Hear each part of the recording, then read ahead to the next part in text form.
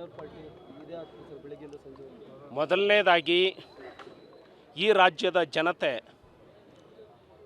ಈ ಪಕ್ಷಕ್ಕೆ ವೋಟನ್ನು ಹಾಕಿ 136 ಸೀಟನ್ನು ಗೆಲ್ಲಿಸಿದ್ದು ಇವರ ಈ ನಾಟಕ ಕಂಪನಿಯನ್ನು ನೋಡೋದಕ್ಕೆ ಅಲ್ಲ. ಈ ರಾಜ್ಯದ ಜನ, ರಾಜ್ಯದ ದಲಿತರು, ರಾಜ್ಯದ ಯುವಕರು ಬೀದಿಯಲ್ಲಿ ಬಿದ್ದಿದ್ದಾರೆ. ನೀವು ಯಾರ ಮನೆಯಲ್ಲಿ ಬ್ರೇಕ್ಫಾಸ್ಟ್ ಮಾಡ್ತೀರಿ, ಯಾರ ಮನೆಯಲ್ಲಿ ಲಂಚ್ ಮಾಡ್ತೀರಿ ಅನ್ನೋದು ಮುಖ್ಯ ಅಲ್ಲ.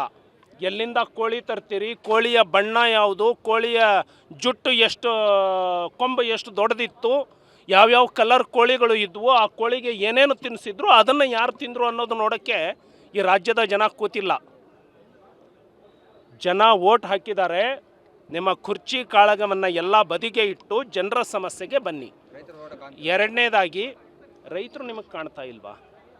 ದಲಿತರಿಗೆ ಒಂದೇ ಒಂದು ಮನೆಯನ್ನು ಈ ಸರ್ಕಾರದ ಯೋಗ್ಯತೆಗೆ ಮಂಜೂರು ಮಾಡಲಿಕ್ಕಾಗಿಲ್ಲ. ಒಂದು ಗ್ರಾಮ ಪಂಚಾಯಿತಿಗೆ ಒಂದು ಮನೆ ಮಂಜೂರಾಗಿಲ್ಲ.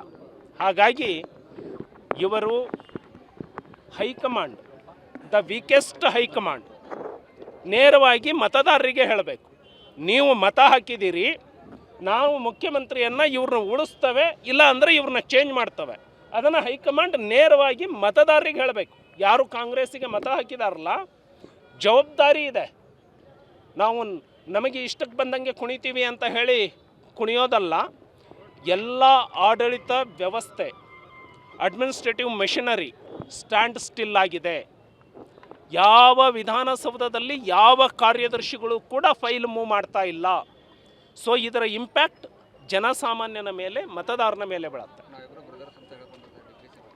ಇವರು ಯಾವಾಗ ಬ್ರದರ್ಸ್ ಅಂತಾರೆ, ಯಾರ್ಯಾರಿಗೆ ಬ್ರದರ್ಸ್ ಅಂತಾರೆ, ಬ್ರದರ್ಸ್ ಅಂದವ್ರನ್ನ ಯಾವಾಗ ಕೈ ಬಿಟ್ಟಿದ್ದಾರೆ ಅನ್ನೋದು ಬಹಳ ದೊಡ್ಡ ಇತಿಹಾಸ ಇದೆ ಡಿ ಕೆ ಶಿವಕುಮಾರ್ ಅವರು. ಡಿನ್ನರ್ ಪಾರ್ಟಿ ಇದೇ ಆಗ್ತದೆ ಸರ್ ಬೆಳಗ್ಗೆಯಿಂದ ಸಂಜೆ. ಮೊದಲನೇದಾಗಿ ಈ ರಾಜ್ಯದ ಜನತೆ ಈ ಪಕ್ಷಕ್ಕೆ ವೋಟನ್ನು ಹಾಕಿ 136 ಸೀಟನ್ನು ಗೆಲ್ಲಿಸಿದ್ದು ಇವರ ಈ ನಾಟಕ ಕಂಪನಿಯನ್ನು ನೋಡೋದಕ್ಕೆ ಅಲ್ಲ. ಈ ರಾಜ್ಯದ ಜನ, ರಾಜ್ಯದ ದಲಿತರು, ರಾಜ್ಯದ ಯುವಕರು ಬೀದಿಯಲ್ಲಿ ಬಿದ್ದಿದ್ದಾರೆ. ನೀವು ಯಾರ ಮನೆಯಲ್ಲಿ ಬ್ರೇಕ್ಫಾಸ್ಟ್ ಮಾಡ್ತೀರಿ, ಯಾರ ಮನೆಯಲ್ಲಿ ಲಂಚ್ ಮಾಡ್ತೀರಿ ಅನ್ನೋದು ಮುಖ್ಯ ಅಲ್ಲ. ಎಲ್ಲಿಂದ ಕೋಳಿ ತರ್ತೀರಿ, ಕೋಳಿಯ ಬಣ್ಣ ಯಾವುದು, ಕೋಳಿಯ ಜುಟ್ಟು ಎಷ್ಟು, ಕೊಂಬು ಎಷ್ಟು ದೊಡ್ಡದಿತ್ತು, ಯಾವ್ಯಾವ ಕಲರ್ ಕೋಳಿಗಳು ಇದ್ವು, ಆ ಕೋಳಿಗೆ ಏನೇನು ತಿನ್ನಿಸಿದ್ರು, ಅದನ್ನು ಯಾರು ತಿಂದರು ಅನ್ನೋದು ನೋಡೋಕ್ಕೆ ಈ ರಾಜ್ಯದ ಜನ ಕೂತಿಲ್ಲ. ಜನ ವೋಟ್ ಹಾಕಿದ್ದಾರೆ.